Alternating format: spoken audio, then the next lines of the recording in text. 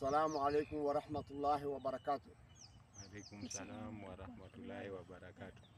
Ndugu wa Islam, kullu nafsu dha'iqatul maut, kila nafsi itaonja maut.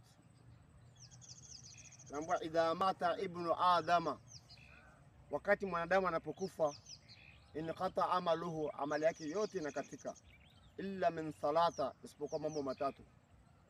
Moja nani? Sadaqatul jariya, kama ulijenga msikiti ama uliandika dua, au ilmi yantafau bihi, ama umesoma Qur'ani na ukafundisha mwingine, au waladun salihin, yani ushakufa kwa kaburini, umaacha mtoto mdogo ama mtoto wako anakuombea dua, anakusomea kula tatu, au ilmi yantafau bihi, kitaka kufa kaburini. Ndugu wa Islamu, kumbuka siku zote sisi hapa ndo makao yetu kaburini.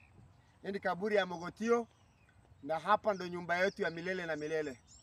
Hapa kuna cha uchumi, hakuna serikali imetupeleka vibaya, hapa ni amali yako. Yale uliyofanya katika ulimwengu ya kheri, ndio hapo unakuja kuulizwa.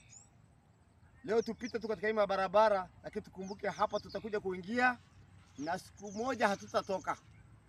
Hapa kuna jamaa zetu, kuna ndugu zetu, kuna familia zetu wako ndani ya hii makaburini. Marafiki zetu zote wako ndani ya hii makaburi na leo hawajatoka. Na kumbuka hata sisi iko siku moja tutaingia ndani ya kaburi na wallahi hatutatoka. Wallahi wa billahi, hapa ndani kama ulifanya wema utakuta jaza yake hapa ndani. Kama tulijisaulisha na dunia, basi hapa itakuwa ni makaa ya hasara, na siku ya mwisho utatoloka na makaa ya moto mpaka jahannam. Ndugu wa Islamu, tukumbukeni mauti, tukumbukeni kaburi yetu. Kaburi sasa imefekwa, saizi imeng'ara, ilikuwa kichaka.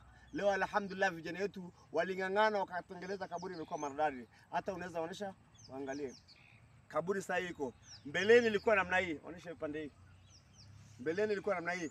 Na sasa kaburi yetu leo tumeifeka, alhamdulillah zinaweza kuonekana.